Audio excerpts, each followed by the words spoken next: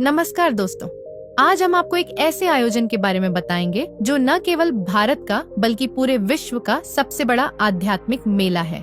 जी हाँ, हम बात कर रहे हैं कुंभ मेला 2025 की, जो प्रयागराज में आयोजित हो चुका है।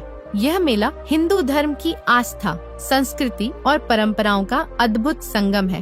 तो चलिए आज के इस वीडियो में हम जानेंगे कुंभ मेले के महत्व, इसकी खासियतों और यहाँ तक कैसे पहुँचे तथा यहाँ ठहरने की व्यवस्थाओं के बारे में। तो कुंभ मेला भारत की धार्मिक और आध्यात्मिक विरासत का प्रतीक है। इसका उल्लेख हिंदू पौराणिक कथाओं और कई प्राचीन वेदों में मिलता है। ऐसा कहा जाता है कि समुद्र मंथन के दौरान देवताओं और असुरों के बीच अमृत कलश को लेकर हुए संघर्ष के समय अमृत की कुछ बूंदें हरिद्वार, प्रयागराज, उज्जैन और नासिक में गिरी थी, जिस वजह से इन्हीं 4 स्थानों पर कुंभ मेले का आयोजन होता है।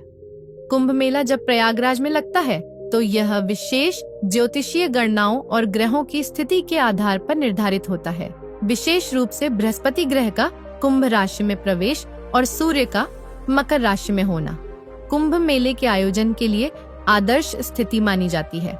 जब ये सारे ग्रह ब्रह्मांड के एक विशेष स्थिति में होते हैं तो यह समय संसार भर के श्रद्धालुओं के लिए सबसे उपयुक्त माना जाता है। जब यहाँ स्नान करने से मनुष्य के सारे पाप नष्ट होते हैं और मोक्ष की प्राप्ति होती है।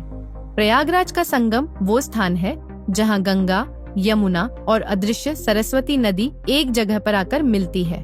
उसी जगह को भारतीय संस्कृति में सबसे पवित्र स्थान माना गया है। यहाँ सिर्फ 3 नदियों का मिलन नहीं, बल्कि आस्था, भक्ति और मोक्ष का द्वार है।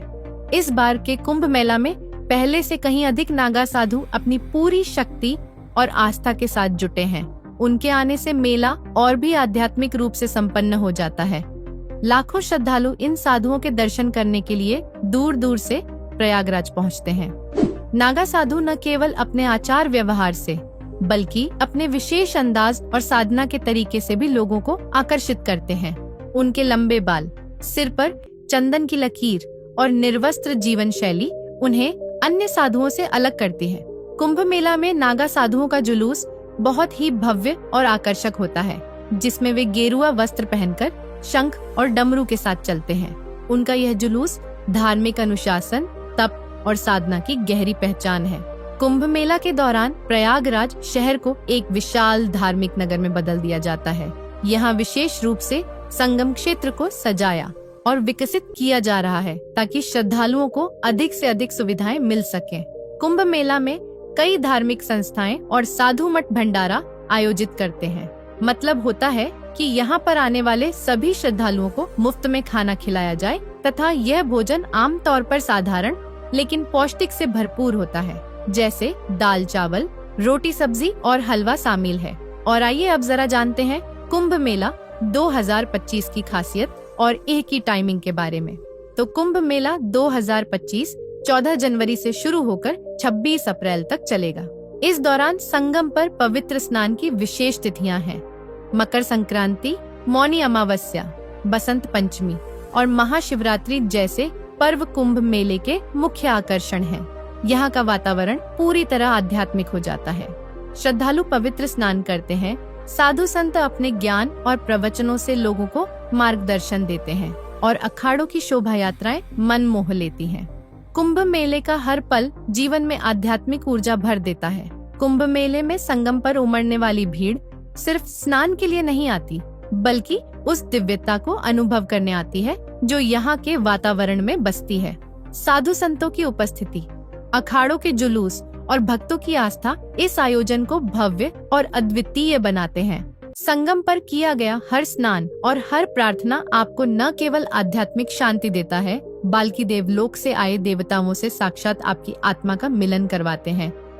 कुंभ मेला 2025 प्रयागराज में कैसे पहुँचे और यहाँ क्या व्यवस्था है, अब ये जान लेते हैं। तो अगर आप भारत के किसी भी कोने से यहाँ पहुँचना चाहते हैं तो आपके सामने 3 विकल्प हैं: सड़क मार्ग, हवाई मार्ग और रेल मार्ग। सबसे पहले हवाई मार्ग को देखें तो अगर आप जल्दी से प्रयागराज पहुंचना चाहते हैं तो हवाई यात्रा सबसे सुविधाजनक तरीका होगा। प्रयागराज का बमरौली एयरपोर्ट शहर के केंद्र से लगभग 12 किलोमीटर दूर है और यहाँ से आप टैक्सी या ऑटो के जरिए संगम घाट तक आसानी से पहुँच सकते हैं। दिल्ली, मुंबई, कोलकाता और अन्य बड़े शहरों से प्रयागराज के लिए फ्लाइट्स उपलब्ध हैं। लेकिन ध्यान रखें कि कुंभ मेला के दौरान एयरपोर्ट पर भारी भीड़ हो सकती है, इसलिए फ्लाइट्स पहले से बुक कर लें तो अच्छा रहेगा। दूसरा जरिया है रेल मार्ग से यात्रा करना। तो रेल मार्ग से यात्रा करना भी एक बेहतरीन विकल्प है। यहाँ का प्रयागराज जंक्शन एक प्रमुख रेलवे स्टेशन है और यह संगम से काफी करीब भी है। यहाँ से आप आसानी से ऑटो, टैक्सी या बस द्वारा संगम घाट तक पहुँच सकते हैं। प्रयागराज के लिए सभी प्रमुख शहरों से ट्रेनें चलती हैं और कुंभ मेले के दौरान भारतीय रेलवे विशेष ट्रेनें भी चलाता है ताकि श्रद्धालुओं की संख्या के हिसाब से ज्यादा सुविधाएं उपलब्ध हो सके। तीसरा है सड़क मार्ग से यात्रा करना। जी हाँ, अगर आप सड़क मार्ग से यात्रा करना चाहते हैं तो यह भी एक अच्छा विकल्प है। दिल्ली, कानपुर, वाराणसी जैसे प्रमुख शहरों से प्रयागराज के लिए सीधी बसें और निजी वाहन उपलब्ध हैं। राष्ट्रीय राजमार्ग संख्या 2 और राजमार्ग संख्या 27 से आप आसानी से प्रयागराज पहुंच सकते हैं। यात्रा के दौरान आपको रुकने और खाने पीने की पर्याप्त व्यवस्था मिल जाएगी।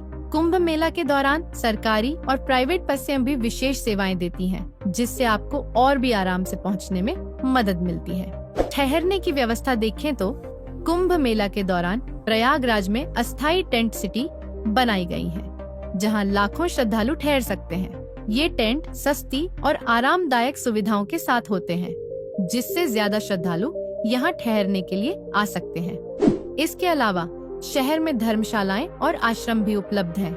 वहीं अगर आप ज्यादा आरामदायक व्यवस्था चाहते हैं तो शहर के होटल्स में भी रुक सकते हैं। लेकिन ध्यान रखें कि कुंभ मेला के समय होटल्स में पहले से बुकिंग करवाना बेहतर रहेगा और कुंभ मेला के दौरान होटल्स के रेट काफी महंगा भी मिलेगा। यात्रा से पहले कुछ ध्यान रखने योग्य बातें। कुंभ मेला के दौरान प्रयागराज में दुनिया भर से लाखों लोग आते हैं, इसलिए यात्रा के दौरान आपको सुरक्षा और अपनी चीजों का ख्याल रखना जरूरी है।